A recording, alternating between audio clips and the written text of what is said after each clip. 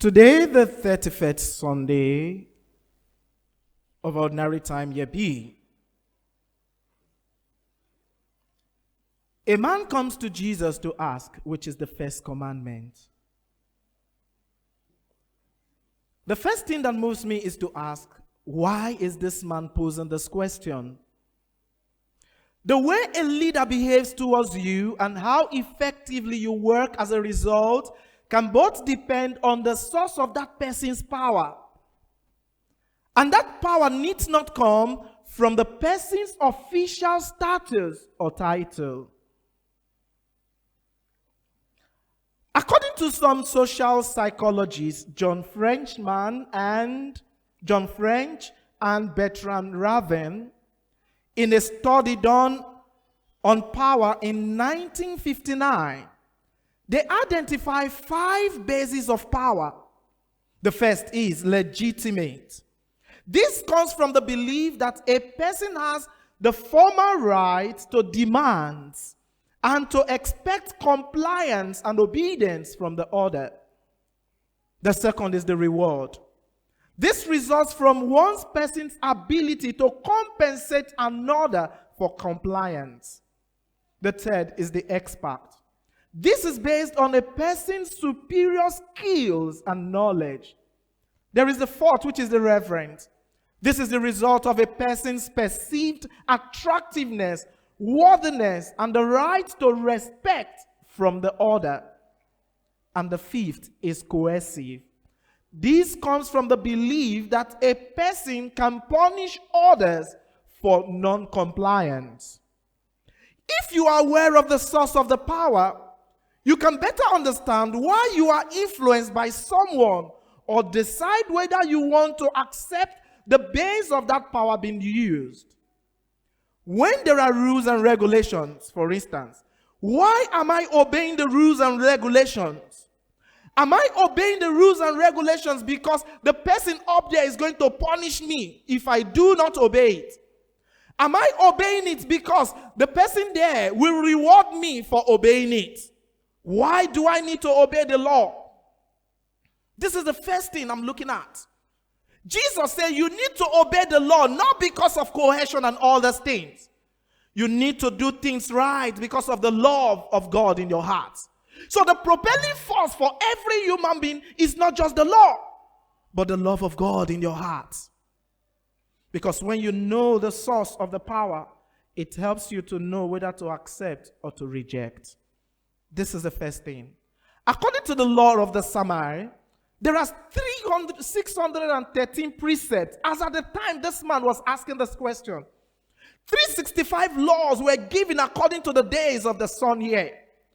248 laws were put in place according to the generation of men in existence as at that time. So it's like, if you are a man, there are rules and regulations following you. We have such in our own time today. In some villages, there are certain days they call market days. And there are rules and regulations and certain things you cannot do on certain days. And there are certain days you can't even do burial. Certain days you can't do wedding. So there are rules and regulations for each day and each occasion of a particular sun year. It was like that as at this time, 613. When during the time of David, in Psalm 15, David reduced this 613 to just 11. During the time of Moses, those 11 laws were reduced to 10 commandments that we know. Then in Isaiah chapter 33 verse 15, we reduce these 10 laws to 6. Micah, we reduce it in Micah chapter 6 verse 8 to 3. Why Isaiah again in chapter 3 verse 2, we reduce this in Isaiah 56 verse 1, we reduce from 3 to 2. Even though Habakkuk in chapter 2 verse 4 reduced it to 1. Jesus in the readings of this day, we reduce it to just 2 and sum it to just 1. He is just one. Love conquers all. So somebody will say, love, then do any other thing you want. The minute you understand the concept of love, then everything is sorted out. Again, given this many precepts in existence, this man is interested in knowing the essentials of the law in order not to get lost in the 1,000 other secondary precepts in existence. This is precisely the lesson about method that above all we must learn from the gospel reading of this day. There are things in life that are important but not urgent. In essence, that nothing will happen if we let them slide. There are things that are important but not urgent. And vice versa. There are things that are urgent but not important. The danger is that we systematically sacrifice the important things to pursue those things that are urgent but often secondary. How do we avoid this danger? Let me analyze it with this story I read about an old professor that was given the opportunity to speak to experts of some large North American corporation on the personal time management. He decided to try an experiment. Standing before the group, ready to take notes, he pulls out from under his table the large table, an empty glass vase. He placed a dozen tennis ball size rock in the vase, then until it was full. Big tennis balls inside a jar, just placed all of them inside until it was full. When he was unable to add any other rock into it, he now asked the class, "Does this glass seem full to you?" And all of them answered affirmatively, yes. He waited a moment and asked again, "Are you sure?" They all said yes. Again, he pulled out some pebbles smaller than the big tennis rock. Then he put it inside, shook it, and some of them went down even to the base. He asked again, "Are you sure? Is this thing full?" They say yes. Because given ordinarily, when something is full, no other content can be added to it. He added the little pebble, and funny enough, it entered. The audience became prudent this time around. They were skeptical. They said, "Not yet." They are not sure. The old professor replied again. He picked the bag. He brought out sand. He poured it inside, shook it. The sand still entered. And he asked them this time around, "Is it full?" You know, the class will not divide. They will not say, yes, no, yes, no. He looked at it.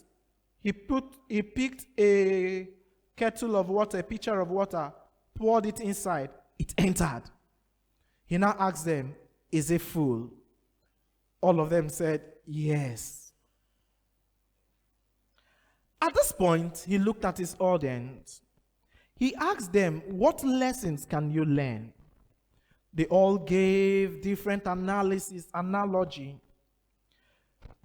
He now said to them, "If you don't put the big rocks in the verse first, then you will never be able to put anything inside afterward."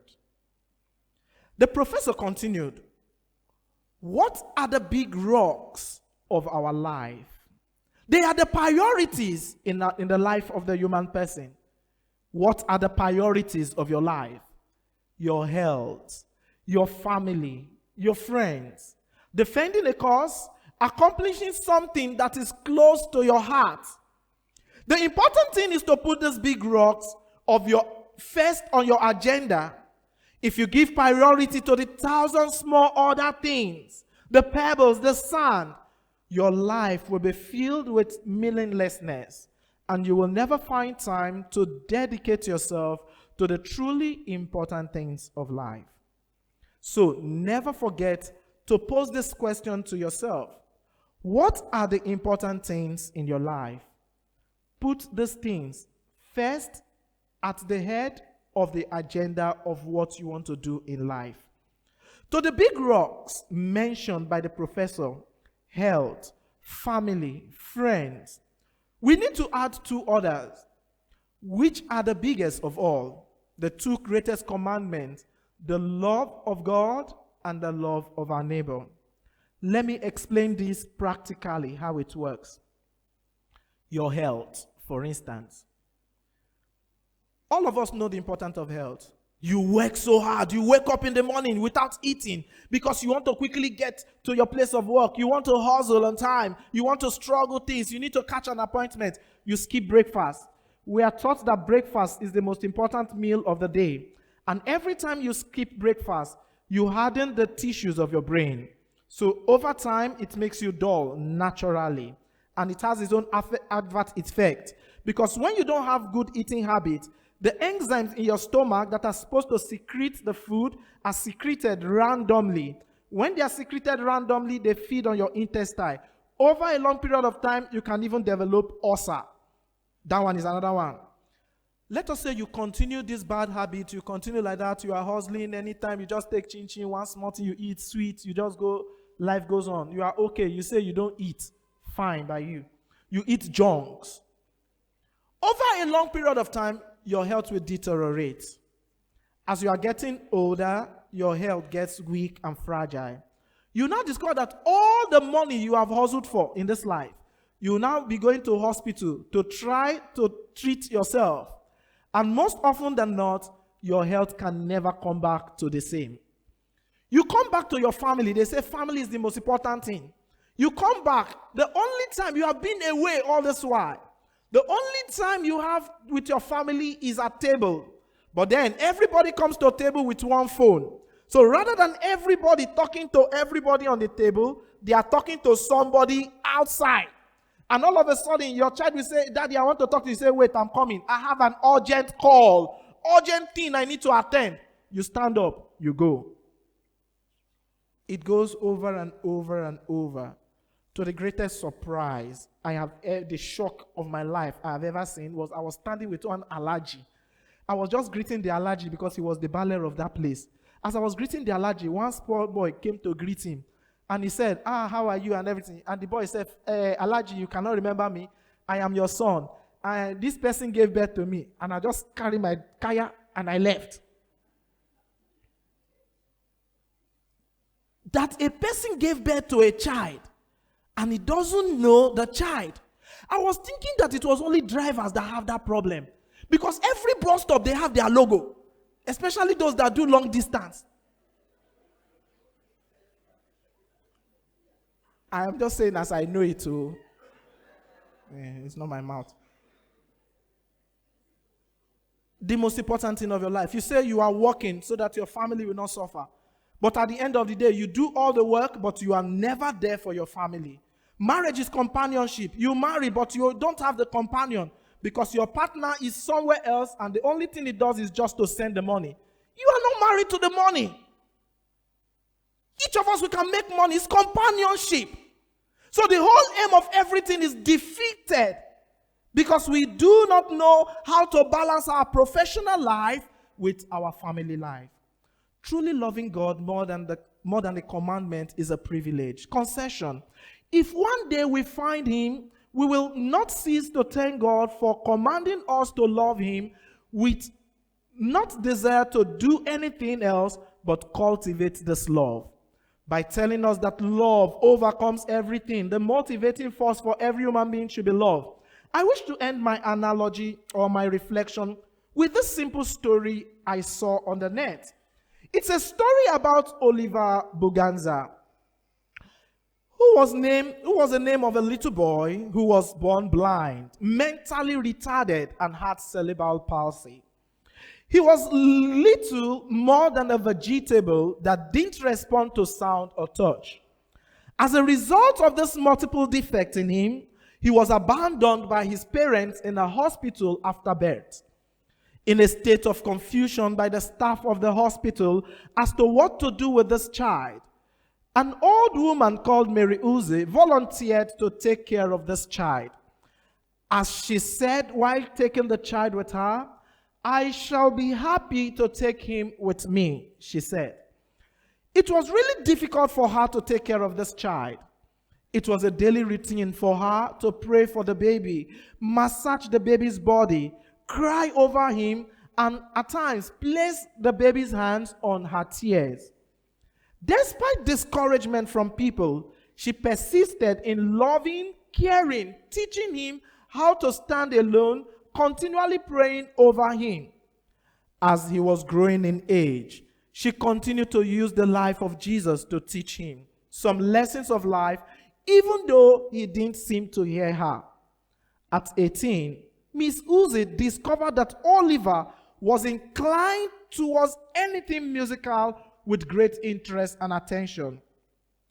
As a musician herself, she decided to buy all kinds of musical instruments for Oliver.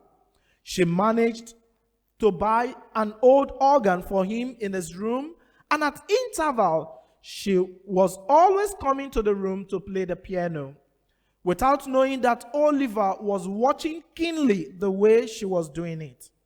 One night, she awoke to the sound of someone playing the piano. She woke her husband in amazement and asking him if he had left the radio on. He said he didn't think so, but they decided that they had better check. In utter amazement, behold Oliver sitting at the piano, smiling and playing it by the ear. This was too wonderful and remarkable to be true for a baby, a boy who had never gotten out of bed alone before, never seated at the piano before, never struck a piano key on his own before. Now he was playing melodiously well, wondering at this great manifestation of God's power and love.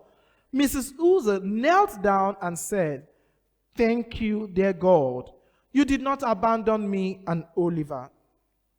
Oliver, who could best be regarded as a vegetable and non-human, began to live at the piano. He played classical, country music, gospel, reggae, ragtime, and even rock. It was absolutely incredible, incomprehensible, and beyond human imagination to think that Oliver, who was abandoned by his parents as a result of his disability, could play at great occasion. At 28, he could play at concerts, carnival, musical jamborees, church groups, civil organizations, among retarded children and their parents, cerebral palsy children and even their parents. He even appeared on national television as a great guest artist. Doctors could not explain this unusual phenomenon. Even Susan Uzi could not explain it either. She only knows from Oliver's experience that talent can be released through authentic love. If Jesus is telling this man today that amidst all these rules and regulations, the only thing all of us need in this life is love, it's because of what this woman says today. Talent, gifts can be realized and released through authentic love. She knew that lives could be saved through unconditional, unselfish, and sacrificial love. She knew also that the world could grow and be a better place to live through this love. And it is this love that made Mother Teresa bring succor to the lives of the poor in India. It is this love that made Martin Luther King Jr. I have a dream to bring liberation to the black Americans. It is this love that made Archbishop Romero implant Christ in the people of El Salvador. It is this love that each of us need in our world today to look beyond the rules and regulations that makes us to become an oppressive instrument to our brothers and sisters. It is this love that we need to remove that callous attitude we have that blinds us to see the tears and the miseries of our brothers and sisters. It is this love that we need in our world today that can help us to stretch our hands to lift our brothers and our sisters. It is this love that will move us to pass through an experience and vouch that no other person will pass through the negative experience we have had in life. It is this kind of love that must propel us every day of our life. And this is the most essential thing we need in our life, my dear friends of God. We cannot claim to love God if we have not loved the people that we can see. As you are going out in this new month, think. Don't be an oppressive instrument to your brothers and sisters. Don't be lost in your selfish pursuit and your power to gain pleasure in life. Always remember the golden rule. Do to others what you want them to do. As you want this good life, others too deserve this good life. That person that is at your gate, that person you meet on the street, that person in your workplace deserve the better life as you yourself. You deserve it. You cannot claim you are a Christian. You cannot claim you love God if you do not practically show these people this love. Do not put rules and regulations that take away everything that makes life beautiful. Rules are not punitive in themselves. They are meant to create order in the society and to help us to live well. As you go, I pray that every day of our life, may we understand the priorities and arrange things well, so that every day of our life, may we not waste time in things that do not give glory to God. Why we neglect the most important thing in life? May we not be lost in the things, in the urgent things we ascribe ourselves to. Why the important suffer? May we keep our focus on the important things of life. And when we have done this, may God's beauty be seen wherever we exist through Christ our Lord.